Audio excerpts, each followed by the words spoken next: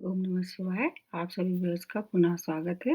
अपने उन सब व्यूअर्स को धन्यवाद देते हुए अब जो गुरु वक्र होने वाले हैं, ये 20 जून से और लगभग 18 अक्टूबर तक वक्र होंगे कुंभ राशि में। अभी ये 6 अप्रैल से, जैसे मैंने वीडियो में आप लोगों को पहले भी बताया है कि 6 अप्रैल से ये कुंभ राशि में प्रवेश कर चुके हैं। और जब भी कुंभ राशि में ये प्रवेश करेंगे कर उस समय आपको थोड़ा-सा अपने फलों में कुछ न कुछ शुभता दिखाई दे रही होगी, क्योंकि मकर राशि को छोड़ के जैसे ही ये कुंभ राशि में प्रवेश कर चुके होंगे, आपको जो परिणाम मिलना चाहिए थे, उनमें वृद्धि हो चुकी होगी। तो बृहस्पति के लिए वैसे तो कहा जाता है कि ये नैसर्गिक रूप से शुभ ग्रह हैं, जीव कारक ग्रह हैं और आकाश तत्व के स्वामित्व इनके पास है। और ये प्रवेश जब कर रहे हैं, तो ये किसमें कुंभ राशि में वक्री हो रहे हैं, जो कि वायु तत्व की राशि है। तो वक्र ग्रह, जब कोई शुभ ग्रह वक्री होता है, तो उसके जो शुभता है उसमें 3 गुनी वृद्धि हो जाती है, और जब कोई अशुभ ग्रह वक्र होता है, तो उसकी अशुभता में भी वृद्धि होती है। यह घटना कोई ऐसी नहीं है, ये फिनोमेना हर वर्ष होती है। इस वर्ष भी ये मतलब ये होने वाली है। ये लगभग ये 120 दिन तक वक्र अवस्था में रहेंगी। ये प्रतिवर्ष होते हैं। कोई नई बात नहीं है ये, लेकिन बस हर वर्ष क्या होता, राशियों का फ़र्क होता है कि ये किस राशि में वक्र अवस्था में है। जब कोई ग्रह वक्र होता है, तो पृथ्वी के बहुत निकट आके उनके जो प्रभाव होते हैं, उसमें तीव्रता आना शुरू हो जाती है। और वक्र ग्रह के लिए ऐसा भी जाना जाता है कि अपने जहाँ बैठते हैं, उससे पिछले घर का भी परिणाम देना शुरू करते हैं। वक्र का मतलब टेढ़ा ही होता है, तो पिछले घर को भी थोड़ा ये देखते हैं, परिणाम देते हैं, बैठते वही हैं। इधर 23 अप्रैल से शनि भी वक्री हो गए हैं। अभी शनि का जो वीडियो मैंने बनाया, उससे मिला के देखना चाहिए, क्योंकि बृहस्पति क्या है, ये एक ऐसे अजीब कारक ग्रह हैं कि ये इनका प्रभाव बहुत लंबे समय तक रहता है। और अगर शुभ है आपके नेटा चार्ट में, तो आपका जीवन का संघर्ष निश्चित रूप से कम करेगा। ये जो बृहस्पति का वक्र अवस्था वाला प्रभाव है आपके जीवन पे, जो परेशानियाँ आपको दे रहे थे, अब इन परेशानियों में कुछ कमी न नज़र आ रही है। जहाँ तक है भाव वाली बात है, आपके एक सेकंड भाव के, 5th भाव के और 7th भाव के और 10th और 11th भाव के कारक होते हैं। मतलब नेटल चार्ट में ये 5 भाव इनको मिले हैं। जहाँ तक जीवन के क्षेत्र में शिक्षा है, संतान है, वैवाहिक जीवन है और वित्त है, ज्ञान है, ये सब बृहस्पति के अंडर ही रहते हैं। अगर नेटल चार्ट में इनकी स्थिति अच्छी है, तो आपको इन सब चीज़ों के लिए संघर्ष बहुत ही कम करना पड़ेगा। ये स्थिति जब ये लगभग 1 से 20 दिन तक वक्र अवस्था में रहेंगी, तो ये इसकी मतलब जो प्रभाव होंगे उसमें भिन्नता होगी। उस इस तरह से भिन्न उसको आकलन कर सकते हैं, जैसे कि ये 20 जून से लेके और 14 सितंबर तक कुंभ राशि में वक्री होंगे, जो कि अच्छे प्रभाव वाले होंगे। और आपके नेटल चार्ट में भी अगर ये अच्छे भाव में गोचर कर रहे हैं, तो आपके जो प्रभाव मिल रहे थे, जो फल मिल रहे थे, उसमें तिगुनी तिगुनी रफ़्तार है। और अगर धीमी रफ़्तार से हो रहा है, तो तेज़ी आनी शुरू हो जाएगी। उधर फिर ये अपनी 14 सितंबर से लेके अपनी राशि बदल के मकर राशि में प्रवेश करेंगे, जो कि इनकी नीच राशि है। फिर उतने अच्छे प्रभाव नहीं देंगे। फिर वहाँ ये धीरे-धीरे करके अपनी राशि बदल के फिर 20 नवंबर तक ये अपनी फिर पुनः राशि बदल के कुंभ राशि में प्रवेश करेंगे। तो ये आना-जाना इनका रहेगा मार्गी और वक्री। जब ये 20 नवंबर पे कुंभ राशि में अगले 5-6 महीने तक कम समय ही रहने वाले हैं, तब फिर ये जो मार्गी स्थिति रहेगी। इस समय ये 2 उसे नक्षत्रों से विचरण करेंगे। अभी जब ये मिश्रण कर रहे हैं, वो शतभिषा नक्षत्र है, किसका, राहु का नक्षत्र है। और ये भी लगभग 22 जुलाई तक शतभिषा नक्षत्र में रहेंगे। और फिर उसके बाद ये अपने नक्षत्र बदल के 22 जुलाई से धनिष्ठा नक्षत्र में, जो कि मंगल का नक्षत्र है, उसमें फिर आगे लंबे समय तक रहने वाले हैं। इस तरह से जो वायु तत्व की जो राशि है या लग्न है, जैसे कि मिथुन है, तुला है, कुंभ है, इसमें सबसे अच्छे फल देंगे। उससे थोड़ा-सा कम अच्छे अर्थीय जो राशियाँ हैं, जैसे वृष है, कन्या है और मकर है, उससे थोड़ा-सा कम। और उसके बाद फिर जो फायर फायर वाली जो अग्नि तत्व वाली राशियाँ हैं, जैसे कि मेष है सिंह है और धनु है, उससे थोड़ा-सा अच्छे फल देंगे। जबकि जो सबसे कम अगर ये फल खराब फल देंगे या सबसे कम अच्छे फल देंगे, खराब तो नहीं कह सकते क्योंकि ये नैसर्गिक रूप से शुभ ग्रह हैं, गुरु कभी किसी का अहित नहीं करते हैं। तो लगभग ये और राशियों की अपेक्षा ये थोड़े-से जैसे कर्क है, वृश्चिक है, मीन राशि में उतने अच्छे फल नहीं देंगे। उसमें भी मीन राशि अपवाद है और कर्क राशि में उच्च रहते हैं, इसलिए आपको भी अच्छे ही फल मिलेंगे। आपके नेटा चार्ट में शनि और गुरु की स्थिति देखना चाहिए और अष्टक वर्ग में भी देख लेना चाहिए कि आपको कितने पॉइंट मिले हुए हैं। जहाँ तक है नेटा चार्ट में इनको आपका 2 भाव का स्वामित्व प्राप्त है, जहाँ पर 9 नंबर लिखा होगा, राशि कोई भी हो, जहाँ पर 12 नंबर लिखा होगा, वो प्रत्येक राशि और प्रत्येक लग्न के लिए घर अलग-अलग होगा। तो जहाँ 9 नंबर है उसको एक्टिवेट कर देंगे और जहाँ 12 नंबर लिखा होगा, वहाँ उसको एक्टिवेट कर देंगे और 11 नंबर में ऑलरेडी ये पहले से आ ही चुके हैं। जब वक्र अवस्था हुई तो 10वें भाव जहाँ 10 नंबर जहाँ लिखा होगा, उसको भी एक्टिवेट करेंगे। तो टोटल मिला के ये लगभग आपकी नेटा चार्ट में ये 6 भावों को प्रभावित करेंगे क्योंकि इनकी 3 दृष्टियाँ का वरदान भी इन्हें मिला हुआ है। जहाँ से ये बैठते हैं, वो उनकी एक दृष्टि उस भाव के मतलब अपने जहाँ बैठे हैं उससे 5वीं दृष्टि, 7वीं और 9वीं दृष्टि है। इनकी दृष्टियों में 100% कहा जा सकता है, वो कितने भी क्रूर ग्रह क्यों ना हो, कितनी भी क्रूर दृष्टि क्यों ना हो, हमेशा अमृतमयी रहती है। इनकी दृष्टियाँ बहुत अच्छी हैं। जीवन में ये वित्त को, शिक्षा को, संतान को और धर्म को और आपके और जो क्षेत्र हैं, उनको ये उनका उत्तरदायित्व इनके पास है। तो किसी किसी राशि के लिए ये 14 सितंबर तक के लिए ज़्यादा अच्छे रहने वाले हैं और किसी-किसी राशि के लिए ये फिर 14 सितंबर के बाद। ये देखना होगा आपके नेटा चार्ट में ये किस भाव में प्रवेश कर रहे हैं।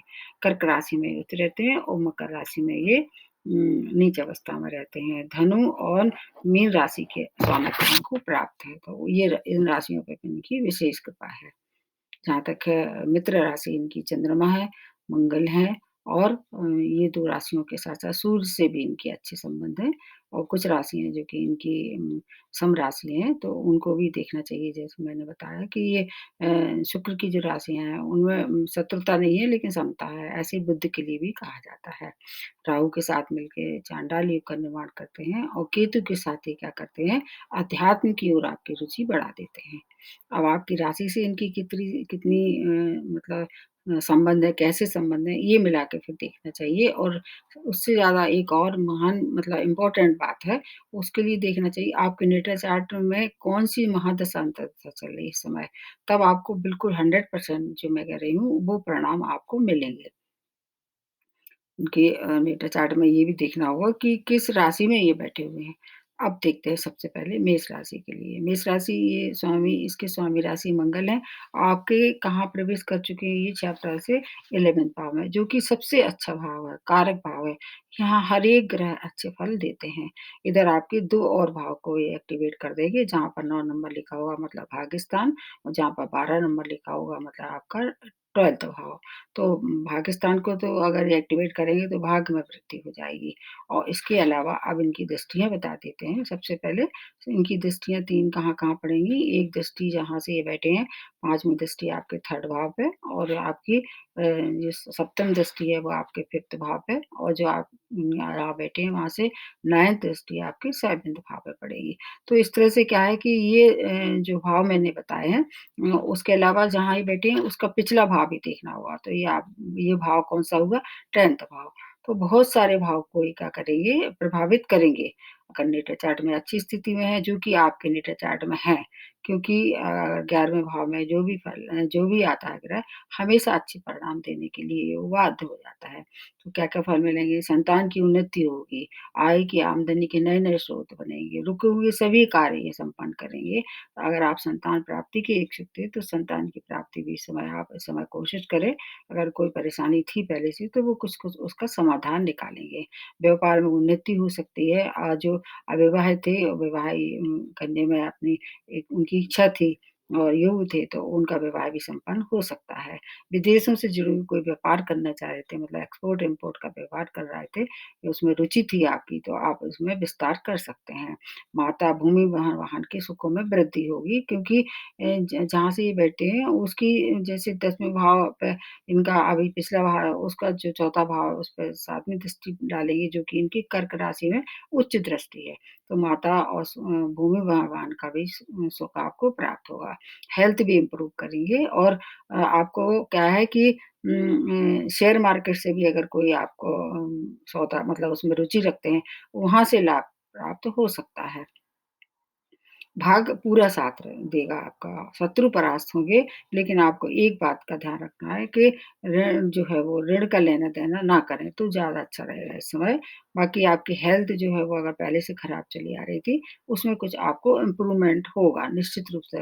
स्टूडेंट के लिए समय बहुत ही अच्छा है क्योंकि वहाँ पर इनकी जो दृष्टि पड़ रही है वो मित्र राशि पे पड़ रही है आपके 5th भाव पे जो कि सूर्य की राशि है। तो आपके जो मान-प्रतिष्ठा में अगर आप कार्य क्षेत्र में तो प्रतिष्ठा में कुछ कमी आ रही थी, तो उसमें वृद्धि आ जाएगी और स्टूडेंट अगर अपने मनचाहे जगह अपना एडमिशन चाह रहे थे, तो वो भी इस समय आप चाहें कोशिश करेंगे तो आपको सफलता मिलना तय है।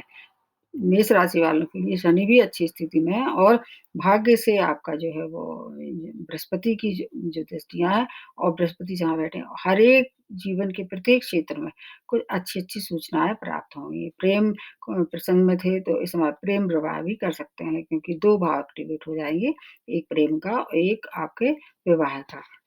आपके लिए स्थिति बहुत ही अच्छी है, इसका अब आप लाभ ले सकते हैं। विशेष तौर से आपको 14 सितंबर तक का समय बहुत ही अच्छा है। उसके बाद थोड़ा-सा उतना अच्छा नहीं हुआ लेकिन फिर भी क्योंकि जैसे मैंने बताया नैसर्गिक रूप से शुभ ग्रह हैं, इनकी जो दृष्टियाँ फिर भी उस तरह से देखेंगे, दृष्टियों में जो अमृत है, उसका आपको पूरा लाभ मिलेगा। आपके लिए ये समय बहुत अच्छा है, अगर आप चाहें तो व्यय पे नियंत्रण कर सकते हैं थोड़ा-बहुत व्यय ज़रूर आपको ये कराएँगे, वो भी अच्छे कामों पे। बृहस्पति कभी खराब कामों में व्यय नहीं कराते हैं। आप जितना हो सके इस समय का आप लाभ ले सकते हैं। अब दूसरी राशि जो बनती है वृषभ राशि, इसके स्वामी राशि शुक्र हैं, इनसे इनकी मित्रता तो नहीं कह सकते लेकिन शत्रुता भी नहीं है, सम-संबंध है। एक-दूसरे का आचार हैं दोनों, एक-दूसरे का सम्मान करते हैं और आपके ये कहाँ आ चुके हैं 6 अप्रैल से आपके 10वें भाव में आ चुके हैं। इधर आपके भाग्य स्थान को भी एक्टिवेट करेंगे, जैसे मैंने बताया पिछले घर को ये देखते हैं पिछले मतलब वक्र कोई भी ग्रह होता है उसकी शुभता है वो 3 गुनी ज़्यादा हो जाती है अगर शुभ ग्रह है। और आपके 11th भाव के स्वामित्व इनके पास है और एक इनके आपके अष्टम भाव के मतलब कुछ चीज़ों में आपको फ़ायदा होगा। जैसे कार्यक्षेत्र से जुड़े हुए सब कार्य आपके संपन्न हो जाएँगे। वहाँ कोई प्रमोशन अगर ड्यू था तो प्रमोशन हो सकता है, आर्थिक धन लाभ होगा, वाणी में मधुरता आएगी और भूमि वाहन का अगर आपने पहले से निर्णय ले लिया था या आपके मन में दुविधा थी, इस समय उसको आप आगे बढ़ा सकते हैं और फाइनलाइज़ कर सकते हैं। माता की हेल्थ अगर खराब चली आ रही थी, तो आप हेल्थ में भी सुधार होगा, लेकिन स्वयं की हेल्थ जैसे पेट या उदर रोगों से आप परेशान थे, तो हो सकता है वहाँ थोड़ा एक्स्ट्रा केयर की आवश्यकता होगी। इधर शनि आपके भाग भाव में है, तो भाग्य का पूर्ण रूप आपको साथ रहने देने वाले हैं ये। आपको भाग्य के साथ-साथ अगर आप इंटरव्यू वगैरह में कहीं फेस कर रहे थे कार्य क्षेत्र से रिलेटेड तो उसकी बहुत संभव है कि आपकी ओर सफलता आपको इंतज़ार कर रही होगी। आप वृषभ राशि के लिए शनि सबसे अच्छी स्थिति में है इस समय। आपको भी इस अगर आप ऋण के लिए अप्लाई कर रहे थे तो हो सकता है ये आपके लिए सुखद स्थिति बना के और आपको नए व्यापार में इन्वॉल्वमेंट हो या कहीं नए इन्वेस्टमेंट से आपको फ़ायदा दिलाएँ। मार्केटिंग से जुड़े हुए लोग हैं तो उनको ज़्यादा फ़ायदा होगा और इधर आप बचत भी कर सकते हैं। वाणी के में जो कार्य करते हैं, वाणी में जैसे संचार है या मनोचिकित्सक हैं या एजुकेशन से मतलब जुड़े हुए हैं, जो कि जहाँ वाणी का उपयोग सबसे ज़्यादा होता है, अगर उसमें आप जुड़े हुए हैं तो आपकी प्रसिद्धि मिलना तय है, क्योंकि वाणी बहुत मधुर होने वाली है इस समय। वाणी का उपयोग अगर आप सही करेंगे, आपके बहुत सारे काम इस समय बन सकते हैं। जॉब के लिए ये समय बहुत ही अच्छा है। आपको क्या करना है बस इस बात का ध्यान रखना है कि जब ये मतलब प्रारंभ का जो समय है मतलब 14 सितंबर तक का समय है, उसका आपको ज़्यादा लाभ होगा। उसके बाद भी होगा लेकिन फिर भी अगर जो कार्य करें तो 14 सितंबर तक कर लें, तो आपको इस स्थिति का ज़्यादा सही फ़ायदा मिल सकता है। उसके बाद फिर क्या होगा, फिर ये अपनी मकर राशि में है, जो कि इनकी नीच राशि है। हालाँकि आपके लिए तो शनि और बृहस्पति दोनों ही शुभ कारक प्रभाव देने वाले हैं, तो इसलिए आपको बिल्कुल भी डरने की आवश्यकता नहीं है। आपके लिए ये समय जो है वो वृषभ राशि के लिए लगभग ये 100% है, 100% के लगभग आपको मतलब 100% कहा जा सकता है। भाग्य का जब साथ होता है तो सब कार्य संपन्न होने शुरू हो जाते हैं। फिर भी अगर आपको कोई भी दिक्कत है तो मैं आपको पर्सनली बता रही हूँ कि आपको क्या करना होगा कि या तो अपनी स्वामी राशि को प्रबल कीजिए या शनि का भी आप कि मतलब जैसे शनिवार को नीडी लोगों को आप दान दे सकते हैं और स्वयं पीली चीज़ों का आप जैसे पीले वस्त्र धारण कर सकते हैं। बृहस्पति आपके लिए कारक नहीं है, एक बस एक ये एक दुविधा वाली स्थिति रहेगी, कारक नहीं है इसलिए भ्रम पैदा अपने मन में कोई भी चीज़ को भ्रम ना आने दें। अब तीसरी राशि जो बनती है वो मिथुन राशि है। इसके स्वामी राशि बुध हैं जो कि इनसे इनकी मित्रता नहीं है। आपके भाव में किसमें आ चुके हैं ये आपके भाग्य स्थान में आ गए हैं, इसलिए आपको फ़ायदा मिलेगा। मूल त्रिकोण में, केंद्र में, 11th भाव में ऐसे जो ग्रह हैं वो हमेशा अच्छे फल देने को बाध्य होते हैं। तो मूल त्रिकोण में आने से क्या होगा, आपके एक अष्टम भाव को भी प्रभावित करेगी, जैसे मैंने बताया वक्र होने से पिछले घर के भी परिणाम देते हैं। तो ये आपके पिछले घर को जो अष्टम भाव उसको प्रभावित करेंगे और इसके 7th भाव को एक्टिवेट करेंगे, इधर आपके 10वें भाव को एक्टिवेट करेंगे और फिर इनकी दृष्टियाँ को देख लेते हैं आप कहाँ-कहाँ पड़ने वाली हैं।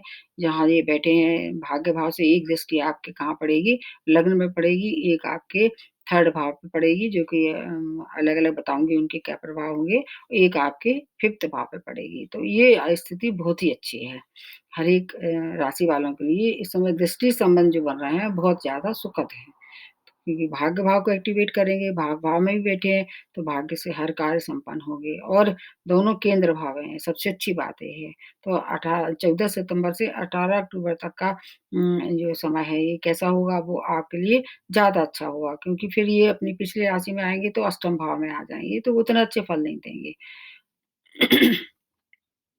आपको आपके लग्न पे दृष्टि डालने से क्या होगा, एक अद्भुत व्यक्तित्व का निर्माण करेंगे उन दोनों ये। आपकी ज्ञान और शिक्षा का लोहा सब मानने लगेंगे। जो बात आप कहेंगे, वो लोग उसको मानने के लिए मतलब असहमत होंगे और उनका प्रभाव अलग तरह का होगा।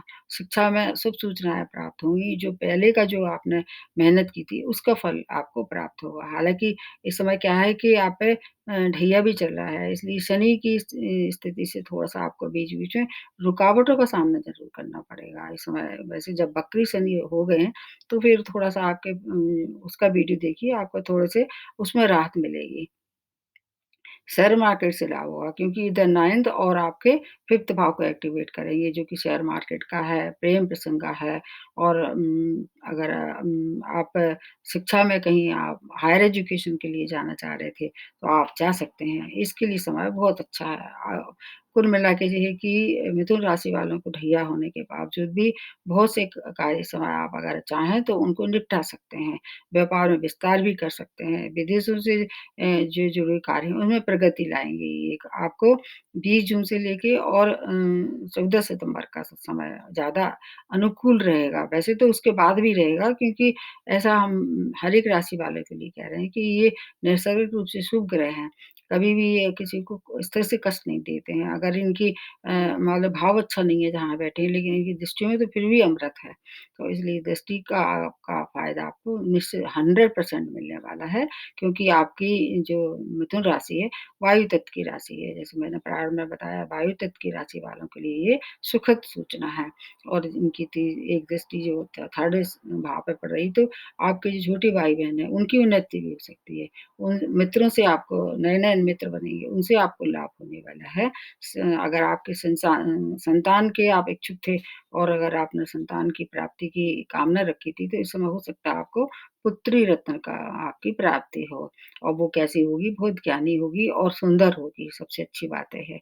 इस समय बहुत सी चीज़ें हैं, वो जॉब में अगर आप चाहें, तो नए जॉब की प्राप्ति भी ये करा देंगे। ढैया होने के बाद शनि आपको सपोर्ट करेंगे, आपके लिए स्थिति बहुत ही अच्छी है। हर एक राशि वालों के लिए मैं तो देख रही हूँ, हर एक राशि वालों को अगर इनकी वक्र अवस्था देखते हैं, तो कुछ न कुछ लाभ लेके आ ही रहे हैं।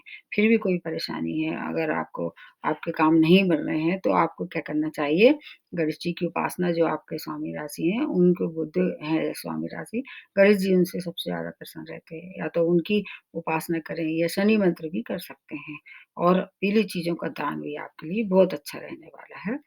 अगर ऐसी परिस्थिति बन रही है तो आपके अपना जो व्यक्तित्व है उसका भव्य निर्माण हुआ समाज उसका लाभ आपको मिलने वाला है। अब अगली जो राशि बनती है वो कर्क राशि है। कर्क राशि की स्वामी राशि चंद्रमा है जो कि गुरु के परम मित्र हैं और चंद्रमा और गुरु मिलके अगर केंद्र में बन जाएँ और अच्छे भाव में बन जाएँ तो गजकेसरी योग का निर्माण करते हैं। इसलिए इसका फ़ायदा आपको 100% मिलेगा। हालाँकि जैसे मैंने प्रारंभ में बताया कि जल तत्व राशि हैं उनको कंपैरेटिवली कम मिलेगा लेकिन खराब नहीं मिलेगा ये बहुत अच्छी बात है। आप किस भाव में ये वक्री होने वाले हैं जो कि प्रवेश ही कर चुके हैं 6 अप्रैल से आपके अष्टम भाव में ये वक्री होंगे, ये भाव बहुत अच्छा नहीं है। तो इधर आपके 2 और भाव के स्वामी हैं कौन-कौन से? एक आपके 6 भाव के ये भी बहुत अच्छा भाव नहीं है, इधर आपके भाग्य स्थान के स्वामी हैं, तो ये इसका फ़ायदा आपको मिलने वाला है, इसका आप लाभ ले सकते हैं। तो क्या-क्या होगा? चंद्रमा की राशि है इसलिए आपके नेटी जातक में चंद्रमा की स्थिति भी बहुत मायने रखेगी। इनकी जो दृष्टियाँ हैं, उनको देखते हैं, कहाँ-कहाँ पड़ने वाली हैं। सबसे पहले देखते हैं, एक दृष्टि आपके 12th भाव में पड़ेगी, जो पंचम दृष्टि होगी। एक दृष्टि आपके 2nd भाव में पड़ेगी, जो कि सूर्य की जहाँ राशि बैठी हुई, जो कि धन, कुटुंब, वाणी का है और एक दृष्टि इनके आपकी कहाँ पड़ेगी, 4th भाव पे पड़ेगी। तो इस तरह से 3 दृष्टियों का और 2 भाव का वो और जहाँ बैठे हैं, उसके पिछले भाव का। इसको मिला के देखें, तो आपको क्या-क्या फ़ायदा होगा। वाणी आपकी कैसी हो जाएगी वाणी में थोड़ी-सी उग्रता आ सकती है क्योंकि वहाँ पर सूर्य की राशि बैठी है और सूर्य की और वैसे तो गुरु की क्या है मित्रता है, लेकिन सूर्य उग्र ग्रह हैं। अगर नेटल चार्ट में इनकी स्थिति अच्छी नहीं है तो आपकी वाणी में थोड़ी-सी उग्रता ला सकते हैं। 20 जून से लेके आपका मतलब जो 20 जून से लेके 14 सितंबर तक का समय है, वो उतना अच्छा नहीं होगा। और जो 14 सितंबर से जब ये मकर राशि में आ जाएँगे, आपके केंद्र भाव में आ जाएँगे, वो समय आपके लिए ज़्यादा अच्छा होगा। उसमें आपको क्या-क्या फ़ायदे होंगे ये बता देते हैं। ये टोटली जो 120 दिन है उसमें। इस समय आपको क्या विदेश से जुड़ी हुई कार्य में प्रगति आ सकती है, लेकिन थोड़ी-सी व्यय की अधिकता करिए। कोई बात नहीं है, व्यय किस पे होगा? अच्छे काम में होगा। और धन का आगमन भी उसी रफ्तार से होगा। भूमि वाहन वाहन से अगर आप व्यापार से जुड़े हुए हैं, तो आप वहाँ पर उससे आप अपनी अच्छी कमाई कर सकते हैं इस समय। कॉमर्शियल वाहन का भी क्योंकि वित्त का विभाग भी इनको मिला है, तो कॉमर्शियल वाहन ले सकते हैं या प्रॉपर्टी की खरीद-फरोख्त में आप अपना इन्वेस्टमेंट करके आगे उससे फ़ायदा ले सकते हैं। ये 4th भाव को एक्टिवेट करेंगे तो माता का सुख माता की हेल्थ अगर खराब हो रही थी तो उसमें इम्प्रूवमेंट होगा। अगर आप बाहर रह रहे हैं वीज़ा और पीआर के लिए अप्लाई कर किया था तो हो सकता है आपको उसमें सफलता मिलने वाली हो या मिलने के आसार नज़र आ रहे हों। अनुसंधान से जुड़ी हुई, रिसर्च से जुड़े हुए लोग हैं, उनको विशेष सफलता इस समय मिलने वाली है। अगर आप राइटर हैं और ये अगर इस तरह के कोई क्षेत्र में हैं तो उसको उसमें भी आपको काफ़ी लाभ होगा। मान प्रतिष्ठा में वृद्धि होगी। मतलब क्रय-विक्रय के साथ-साथ आपको मान प्रतिष्ठा में वृद्धि हुई, ये बहुत अच्छी बात है। राजनीति से जुड़े हुए लोगों के लिए ये समय बहुत अच्छा है। अब अष्टम भाव को थोड़ा-सा ज़रूर देखना चाहिए आपको क्योंकि एक तो 6 भाव भी अच्छा नहीं है, इधर आपका अष्टम भाव भी अच्छा नहीं है। तो रोग ऋण शत्रु से थोड़ा-सा आपको एक्स्ट्रा प्रिकॉशन की ज़रूरत है और चोट-चपेट दुर्घटना का भी आप शिकार हो सकते हैं। ये समय ऐसा है कि इस समय को थोड़ा जब आप भी मतलब अगर पहले से परेशान हैं, जैसे कोई ऐसे रोग हैं, पेट से संबंधित रोग हैं या ओबेसिटी के शिकार हैं आप, तो आप उसको थोड़ा लाइटली ना लें और हो सके समय-समय से उसको चेकअप कराएँ। बाकी आपका समय का ज़रूर आपको ध्यान रखना होगा। जो प्रारंभ का समय है 14 सितंबर का, उसको थोड़ा-सा अगर टाल सकें तो अच्छी बात है, अन्यथा उसमें भी कोई दिक्कत नहीं है। आप उस समय थोड़ा-सा समय है, उसके बाद फिर से ये आ जाएँगे अपने आपके केंद्र भाव में, हालाँकि मकर राशि में इनकी नीच राशि है, लेकिन केंद्र भाव है, इधर शनि भी वहाँ है, तो उसका लाभ आपको मिलेगा। उस आपका अगर वैवाहिक संबंध में कुछ गड़बड़ चल रही थी, तो उसमें मधुरता आनी शुरू हो जाएगी। शुरू का समय थोड़ा अवॉइड करें, बाकी अगर अविवाहित हैं, तो विवाह भी संपन्न हो सकता है। इस समय की स्थितियाँ अगर आप आँकें, तो कुल मिला के कर्क राशि वालों के लिए भी समय काफ़ी अच्छा है। प्रत्येक राशि वालों के लिए अच्छी सूचना लेके आ रहे हैं, हो सके तो आपको भी क्या करना चाहिए, या तो आप शिव की आराधना करें, जो कि कर्क राशि वालों के लिए सबसे सर्वोपरि होती है। और फिर भी अगर आपकी नेटल चार्ट में इनकी स्थिति अच्छी नहीं है, नेटल चार्ट में ये नीच राशि में परमानेंटली हैं, या इनका भाव भी अच्छा नहीं है, या इन पे दृष्टि किसी क्रूर ग्रह की, पापी ग्रह की पड़ रही है, उतना अच्छा फल नहीं होगा, लेकिन फिर भी जैसे मैंने बताया, हमेशा नेगेटिव नहीं सोचना चाहिए। आप पॉज़िटिव बना के चलें, तो आपको बहुत सी चीज़ों का फ़ायदा ये दिलाने के लिए आए हैं। और मैं सबको एक साथ और बता देती हूँ। वैसे तो मैंने हर एक के लिए अलग-अलग बताई, लेकिन अगर फिर भी आप लोगों को ऐसी स्थिति में रही है जो नहीं कर पा रहे हैं, जो लोग बाहर रह रहे हैं, मंदिर नहीं जा पाते, तो अगर या घर के ही मंदिर में आपको क्या करना चाहिए, रोज़ विष्णु सहस्त्र नाम का पाठ करना चाहिए। और अगर हो सके तो अगर आस-पास कोई मंदिर है, तो उसकी क्या श्रमदान करना चाहिए, वहाँ साफ-सफाई करना चाहिए, पीली चीज़ों का दान भी कर सकते हैं। पीली चीज़ों का जैसे कि चने की दाल है, केले हैं, या हल्दी की गाँठें हैं। अगर आपकी नेटल चार्ट अलाउ करती है, आपकी पॉकेट अलाउ करती है, पुखराज का भी आप सेवन कर सकते हैं। और हर बृहस्पतिवार को केले का दान करके, और अगर केले का दान नहीं भी करते हैं, तो आप अपने घर में छोटे-से गमले में केले का छोटा-सा पौधा लगा के और उसकी जड़ों में पानी डाल सकते हैं। बहुत सी चीज़ें ऐसी हैं, केसर ये सबसे अच्छा है, इसका एक और रेमेडी है, केसर अपने पास रख लें, केसर का तिलक लगाएँ, अगर माथे में नहीं लगा सकते हैं, तो कंठ में या सीने में लगाएँ। पीली चीज़ों को पढ़ने वाले जो बच्चे होते हैं, उनको स्टेशनरी का दान करें, बहुत सी चीज़ें होती हैं। मैंने पिछले पीटी में बताया रेमेडी, जो वो सरल रेमेडी हर एक प्लैनेट के लिए, उसका ज़रूर एक बार आप देख लें। तो देख लीजिए आपके नेटल चार्ट में स्थिति क्या है, उसके बाद फिर सही निर्णय लें। आज के लिए इतना ही, नमस्ते और धन्यवाद।